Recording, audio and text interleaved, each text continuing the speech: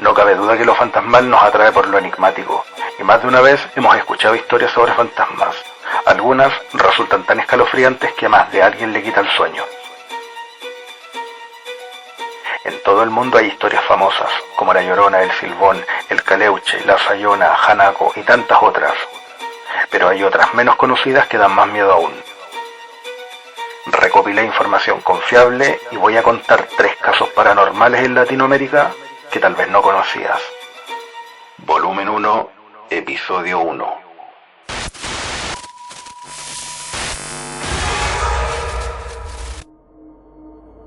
Número 1. Petete, el terror de San Juan.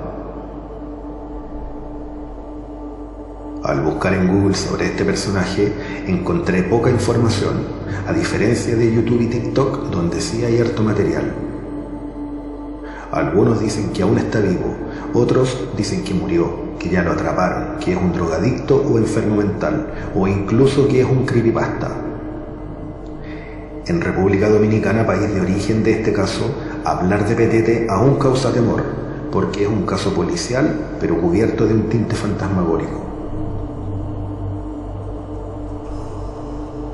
Petete es el Jack el Destripador en este país centroamericano, al que muy pocos han visto, pero se sabe que de vez en cuando aparece dejando un sangriento asesinato sin resolver. Algunas fuentes dominicanas indican que nació y se crió en una zona montañosa en la localidad de Arroyo Cano, a 23 kilómetros de San Juan de la Maguana. Su nombre sería David o Daniel Castillo Luciano, y tendría, si es que aún vive, entre 40 y 55 años. Dicen que nunca tuvo carnet de identificación, tampoco hay fotografías del sujeto, aunque en internet hay distintas fotos. En las redes sociales como Facebook se viralizó la fotografía de un hombre de tez morena, pelo negro corto y de estatura alta, pero esa imagen, por lo que leí, no corresponde a la de Petete. Respecto a los primeros años de vida, Petete se fue a vivir con Leónidas Corsino, de 50 años. Debido a que su madre biológica, Estela Luciano, lo abandonó porque no tenía con qué sustentarlo. Doña Leónidas lo crió desde pequeño. Ella fue una mujer analfabeta y muy pobre. Presumiblemente Petete fue un niño con muchas carencias. Los que lo conocieron aseguran que era muy agresivo y violento con otras personas. No tuvo amigos o novias, ya que siempre andaba solo por su carácter irascible. Debido a la extrema pobreza en la que vivía, tuvo que trabajar desde temprana edad para ayudar en lo que podía a su nueva madrastra. Después de un tiempo, cuando el joven Petete era ya un adolescente, producto de la ignorancia y tal vez el poco apego emocional, fue abandonado a su suerte por quien le crió doña Leónidas, aburrida también del consumo de drogas y alcohol de su hijo no biológico, la cual dijo una vez en una entrevista al medio local El Caribe: "Lo encontré en una cocina durmiendo solo. Lo recogí y lo llevé a mi casa. Allí me ayudaba a buscar leña y a trabajar en la agricultura. Tratamos de darle una educación para que creciera como un niño normal, pero a él nunca le interesó la escuela. Él aspiraba a convertirse en un delincuente y en un hechicero. Su única pasión era robar, matar y volar", admitió la señora. David Castillo, quien se ha convertido en un mito de terror en la montañosa comunidad sureña, parece que hizo sus sueños realidad de ser el delincuente más buscado y temido de la República Dominicana. Una de las frases más recordadas cuando se drogaba era la siguiente: "Dios en el cielo y yo en Arroyo Cano. Seré el delincuente más buscado". Después de una juventud marcada por problemas de drogas y violencia, Petete se volvió un sádico. Empezó a matar animales como caballos y perros y también frecuentó discusiones muy agresivas con gente que vivía en el sector. Dicen que asesinó a varias personas a machetazos, que descuartizaba a sus víctimas con macabros dibujos de cruz o que se comía sus restos. Lamentablemente en la web aparecen detalles de estos crímenes tan horrendos. Dicen que el que tenía la mala suerte de cruzarse a Petete iba a terminar con sus restos esparcidos en algún monte de Arroyo Cano o Echío. Cuentan que la gente de esta región varias veces intentó justiciar a las víctimas de este malnacido hombre, pero Petete siempre se les adelantaba fatalmente o se escondía de sus perseguidores en esa zona que conocía como la palma de su mano. Petete estuvo desaparecido un tiempo, viviendo, decían, como ermitaño en alguna de las colinas de San Juan de la Maguana, alimentándose de sus víctimas. Hasta que en abril del 2011, Petete reapareció y asesinó brutalmente a un hombre de 48 años llamado Noel Sánchez, que era un agricultor del distrito de Arroyo Cano. Se desconocen las motivaciones, pero el ensañamiento con la víctima fue horripilante. Lo descuartizó y comió alguna de sus partes. No voy a contar el detalle, pero en la web hay videos del supuesto cadáver y hasta un informe policial de cómo ocurrió el homicidio, ya que este horrendo crimen salió en las noticias de este país y tuvo amplia cobertura mediática. Si hasta el chupacabras quedó chico en comparación. La policía dominicana salió en su búsqueda con una amplia operación rastrillo, pero jamás fue encontrado. Algunos hombres aseguran ser Petete, pero lo cierto es que ninguno fue detenido por la policía. Les voy a leer una nota de prensa del día 29 de abril del 2011 sobre el caso. A Daniel David o Petete el descuartizador parece habérselo tragado a la tierra, y mientras agentes de la policía continúan su búsqueda, crece el temor a tal punto que los estudiantes de las escuelas de Loma de Yaque, Arroyo Cano, Boechío, Sabana Alta y Guanito se niegan a asistir a sus planteles por temor a que éste pueda hacer lo mismo que a Luis Noel Sánchez alias Papito, a quien asesinó y descuartizó. Al frente del operativo de búsqueda de Petete está el comandante de la dotación policial local, coronel Aquino Radames Reynoso Robles, que ya abarca las zonas urbanas y rural del municipio de Boechío y las partes de Padre de las Casas en Azúa, inclusive con el uso de perros entrenados. Reynoso Robles admitió que la no localización del descuartizador está provocando mucho miedo en los residentes en toda el área donde se presume estaría escondido, al tiempo de coincidir de que ya muchos niños y niñas no quieren ir solos a las escuelas por temor a que pueda aparecer el descuartizador, solo conocido por Daniel David o Petete. Les comparto en pantalla una descripción muy explícita en un blog que encontré sobre el caso con detalles muy macabros. La nota de prensa es larga, pero leeré algunos espeluznantes detalles. 4 días después del horrendo crimen de Papito, aparecieron 2 caballos descuartizados en las mismas circunstancias, lo que ha puesto a pensar a las autoridades que Daniel o Petete se estaría alimentando con carne humana y de animal en lugares tan remotos que las autoridades no han podido penetrar para localizarlo. El coronel Aquino Reynoso Robles cree que el descuartizador podría haber muerto por inanición, precisando que si aún está vivo será apresado cueste lo que cueste, porque de no hacerlo el temor y hasta el pánico se extenderá, trayendo como consecuencia que los estudiantes de esos lugares por temor pierdan el resto del año escolar. El coronel Reynoso Robles reitera su hipótesis de que alguien, algún familiar o amigo del descuartizador podría estar colaborando con él con el suministro de información en torno a los movimientos del contingente de policías que desde hace 8 días está tras su captura en las lomas de Loma de Yaque, Arroyo Cano, Los Montacitos y Los Fríos, en las proximidades de la Cordillera Central. En República Dominicana ya es casi una leyenda urbana. Al año se reportan decenas de avistamientos de Petete, sobre todo en las colinas y lugares remotos de difícil acceso, todos atribuidos al terror de San Juan, quien al parecer hasta la fecha sigue viviendo en esta remota región de la República Dominicana. Los lugareños de Arroyo Cano cuentan que Petete realiza diversas andanzas por distintas regiones de la zona sur del país, sobre todo por las montañas aledañas a la comunidad, buscando descuartizar a su próxima víctima.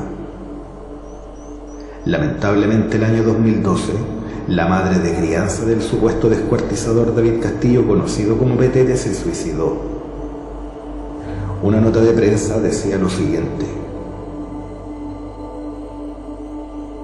se suicidó ayer Leónidas Córcino, se lanzó del puente del río Yaque del sur de la comunidad de Arroyo Cano en San Juan, según informaron sus vecinos al medio dominicano El Caribe.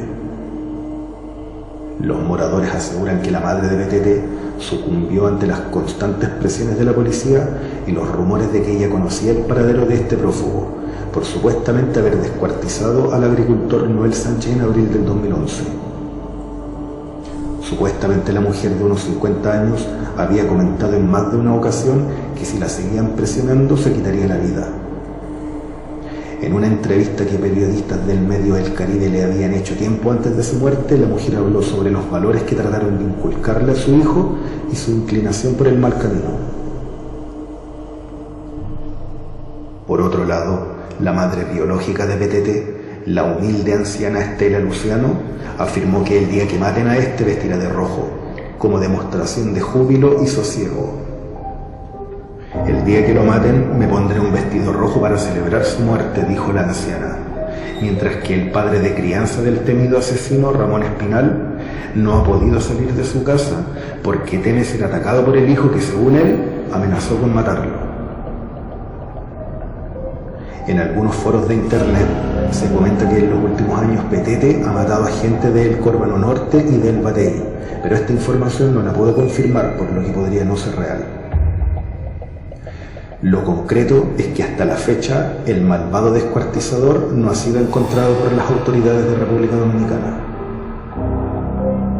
Algunos lugareños de Arroyo Cano aseguran que tiempo atrás un grupo de personas lo asesinaron en venganza por todo el mal que ocasionó, aunque a falta de información fidedigna se desconoce si Petete sigue vivo o si murió. ¿Existe realmente Petete o solo fue un criminal demente cuya figura fue exagerada por los dominicanos? ¿Cómo es posible que no haya sido capturado o, peor aún, que no haya sido grabado o fotografiado? Como si se tratara de un ser que tiene la facultad de volar.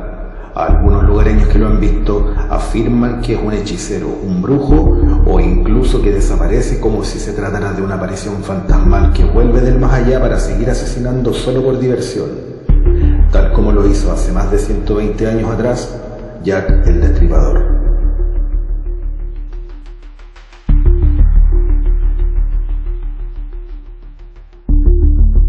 Recientemente, en marzo de este año, se estrenó un documental llamado Dicen por ahí que matan gente. Este documental se adentra en la historia de Petete el Descuartizador, un personaje cuya vida, crímenes y desaparición han alimentado el mito popular.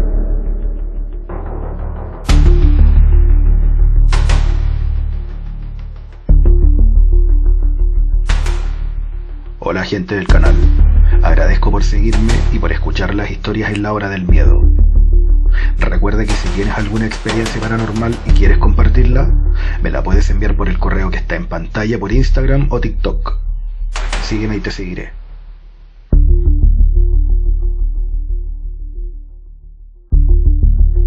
Prepárate un café o lo que quieras. Apaga la luz, pero lo más importante, cierra la puerta de tu habitación. Estás en la hora del miedo. Número 2. La casa encantada de Lunahuaná. Hay casas abandonadas que esconden historias de terror, como la casa abandonada de Tacuarembó, que me envió un seguidor y conté en este canal. En Perú existe una perturbadora casa abandonada que ha sido escenario de eventos sin explicación lógica.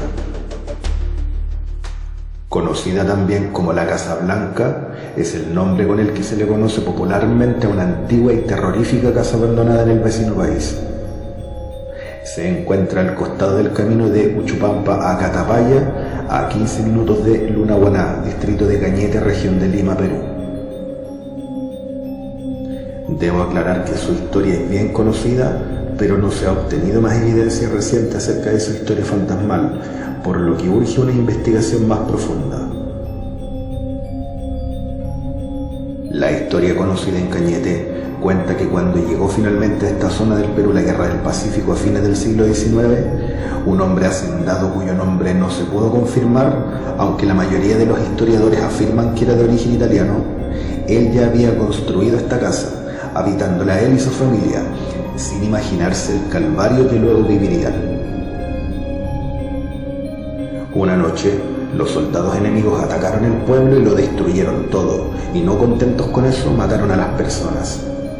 Fue una terrible masacre. El hombre y su familia murieron de manera trágica en esta casa. Años después, su nieta, a la que llamaremos Ana, heredó la casa y se fue a vivir ahí con su marido y sus hijos. Pero lo que ella no sabía es que los espíritus de las personas muertas le acompañarían a partir de entonces. Ana y su familia comenzaron a escuchar todas las noches viejos carros chocando, caballos ahogándose, voces, lamentos, gritos de horror y un montón de otros aterradores fenómenos paranormales. Se dice que al poco tiempo de habitar la casa, salieron arrancando de allí y desde ese momento la casa no es habitada por nadie hasta nuestros días. Tiempo atrás se pensó en convertir la casa en un hotel y se llevaron a cabo algunas obras, entre ellas la demolición, pero estas fueron abandonadas, ya que los maestros que trabajaron ahí reportaron cosas parecidas a las que la nieta del hacendado experimentó ahí con su familia. Quiero agregar que actualmente Lunahuaná es un destino y punto de referencia obligado para quien disfruta de la práctica del campismo y de los deportes de aventura, dada su actual condición de importante polo de atracción turística. A ese motivo se debe que los pobladores del lugar conserven pintada la casa y bastante bien identificada. Asimismo, se han vuelto casi tradicionales las fiestas de Halloween que se realizan cada año en las cercanías de la casa. Las personas que visiten esta casa se darán cuenta que ya no queda casi nada de la estructura original del siglo XIX.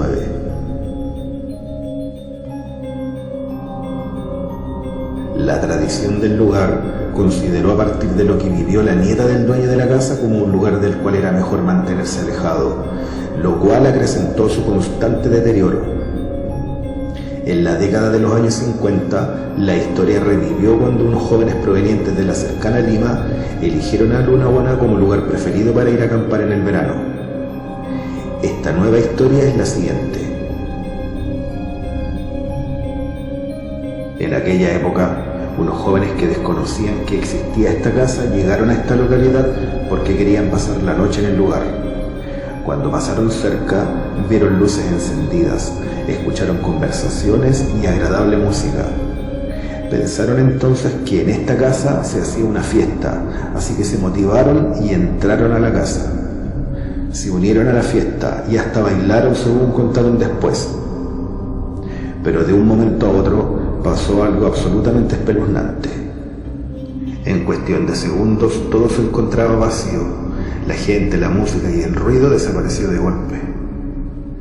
Los muchachos estaban completamente espantados. Del puro susto, uno de ellos salió arrancando de la casa. Estaba tan asustado que cruzó la calle sin mirar que venía un auto. Este lo atropelló y el joven murió en el mismo lugar. Los jóvenes, muy conmocionados, se fueron y contaron lo ocurrido, así que la historia se hizo conocida y la casa fue considerada encantada.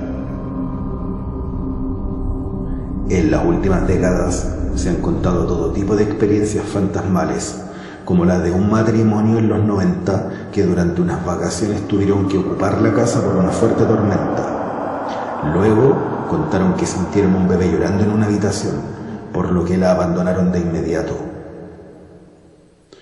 Hoy en día, la Casa Encantada de Lunahuaná forma parte del tour guiado para todos los turistas que visiten el pueblo de Catapaya. Les comparto en pantalla un blog con experiencias paranormales contadas por personas que estuvieron en la Casa Encantada de Lunahuaná.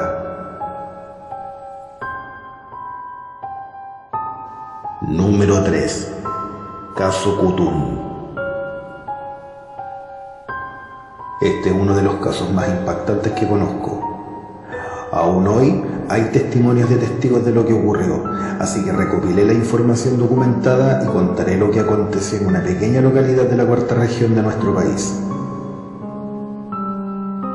Transcurría el año 1976 y la tranquilidad de la región de Coquimbo no presagiaba nada que hiciera pensar aquella época que este pequeño y tranquilo lugar sería recordado con terror décadas más tarde. A unos 23,7 kilómetros al este de La Serena, en pleno Valle del Elqui, se encuentra la localidad de Cutún. Durante un día de febrero de 1976, Nicasio Torres, de profesión técnico agrícola, se dirigió de forma despavorida hacia la vivienda de uno de sus vecinos. Una vez allí, confesó extremadamente nervioso que en su casa estaban lloviendo piedras y huesos desde el cielo raso. Como era de esperar, aparte de calmar a su vecino, no creyó ni un ápice del relato de Nicasio Torres.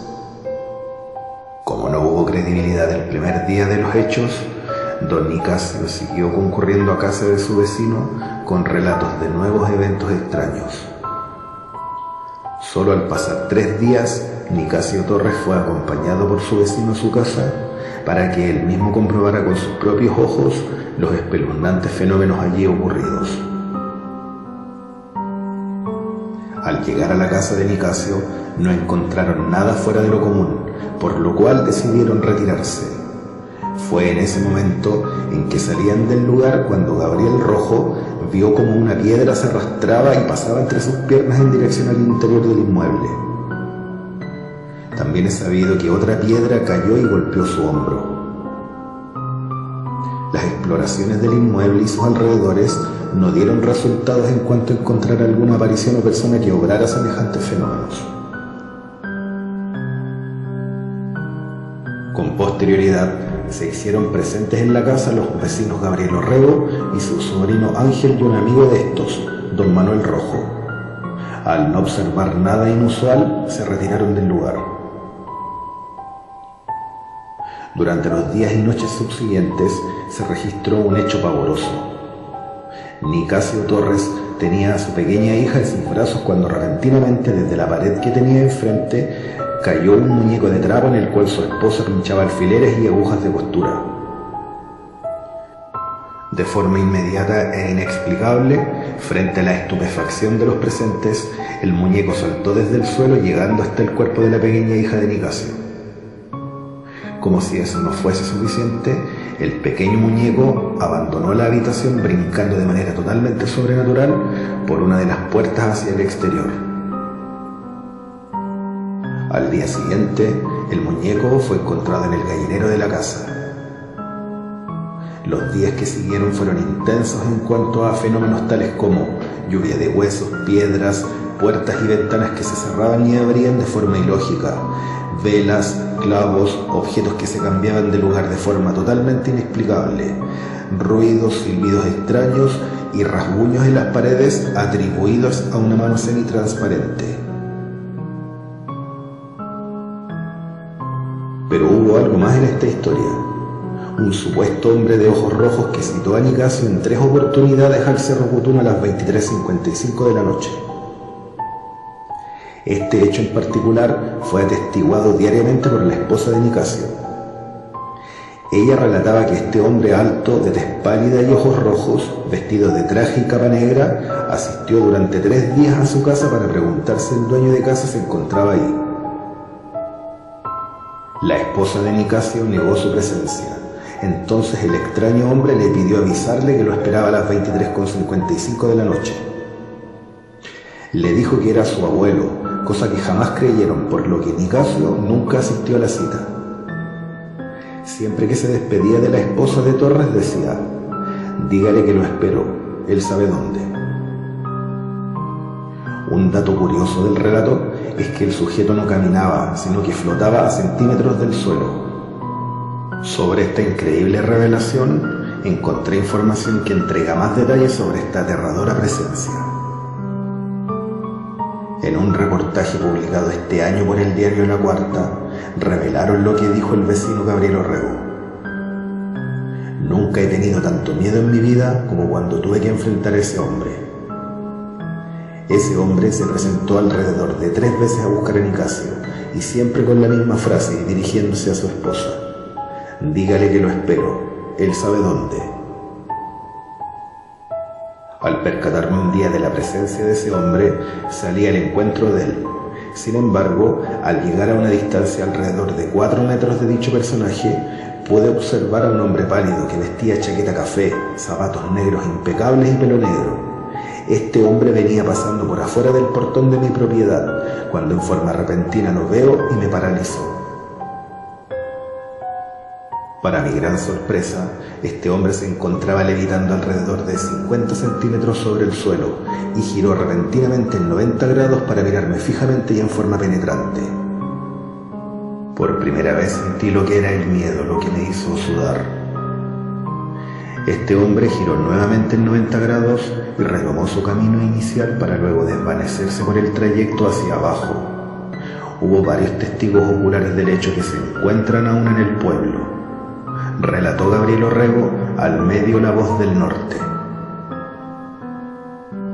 Otro fenómeno extraño, según contaron los vecinos, fue la inexplicable luminosidad que envolvía la casa y sus inmediaciones durante el tiempo en que los fenómenos paranormales ocurrieron. Para variar, cuando se empezó a conocer el caso, hubo una intensa actividad de medios de prensa como el diario El Día de La Serena, investigadores de la Universidad de Chile, parapsicólogos y médiums, entre otros. No faltaron las sesiones espiritistas en casa de don Nicasio, las cuales en busca de respuestas intentaron sacar información a supuestos espíritus. La algarabía y concurrencia de personas no tardó en alertar a las patrullas militares. Debemos entender que en aquella época las reuniones estaban prohibidas y que por muy justificadas que fueran, eran vistas como actividad ilegal. Allí se hizo presente una patrulla y dicen que al mando, aunque aclaro que esto no puede comprobarlo, habría estado un joven soldado que llegaría a ser años después el comandante en jefe del ejército, el entonces teniente Juan Emilio Cheire. Las personas que estuvieron presentes en la sesión de espiritismo fueron arrestados y llevados a dependencias del entonces regimiento Arica e interrogados para posteriormente ser liberados. Cabe señalar que entre otros antecedentes de las sesiones espiritistas, una voz indicaba ser el abuelo del dueño de casa. Esta supuesta voz expresaba que tenía información de un tesoro. Esta misma situación se conectaba con el relato de la esposa de Torres sobre el enigmático y tenebroso hombre de negro que visitaba a diario la casa del protagonista Nicasio Torres. Por otro lado, existe registro de un ritual de purificación de un muñeco. Era el conejo ya antes mencionado, usado por la esposa de Nicasio para pinchar las agujas y alfileres de costura. El sacerdote Rogelio Boxer decidió visitar la casa y pudo observar la manifestación de algunos de estos fenómenos anómalos. El sacerdote, en presencia de los hechos, decidió llevarse el muñeco donde se clavaban agujas, debido a que éste manifestaba movimientos de forma recurrente. El mencionado objeto fue trasladado a la iglesia San Francisco de la Serena, donde al parecer fue incinerado. El sacerdote jamás hizo declaraciones a la prensa. El año 2021, en una visita a la Cuarta Región, intenté contactar a algún sacerdote de esta iglesia para saber si fue real el ritual de purificación, pero no fue posible. Actualmente la casona de Cutún, el lugar en donde alguna vez vivió esta familia, ya no está habitada. La casona fue abandonada y está casi en ruinas. Solo se mantienen en pie las paredes de adobe de la casa patronal. De la familia compuesta por Nicasio, su esposa y su hija, no se supo más. Como estos eventos fueron en cierto modo traumáticos para esta familia, decidieron dejar la casa a los pocos días de los eventos paranormales, y de lo poco que hoy se sabe es que viven en Copiapó. Dicen que el protagonista Nicasio Torres se ha negado desde esa época a dar entrevistas a medios de comunicación. Aprovecho de agradecer y saludar a una seguidora que me escribió, analau.v. Gracias por el relato que me enviaste, Ana. Pronto lo publicaré. La hora del miedo. Terror paranormal, inexplicable.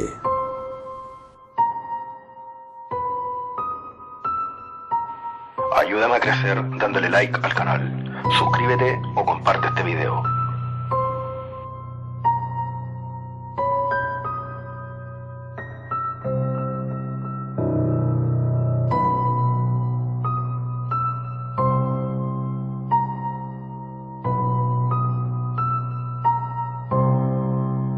Atentos que iré subiendo videos los días domingos.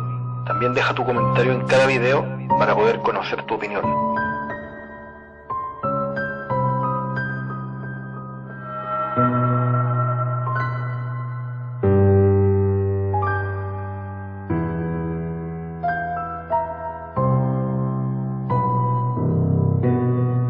Hola, soy Crow o Cuervo Negro en TikTok y te invito a seguirme en mi canal. Escríbeme.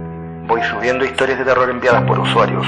También voy subiendo contenido con distintos temas. En los podcasts los podrás encontrar.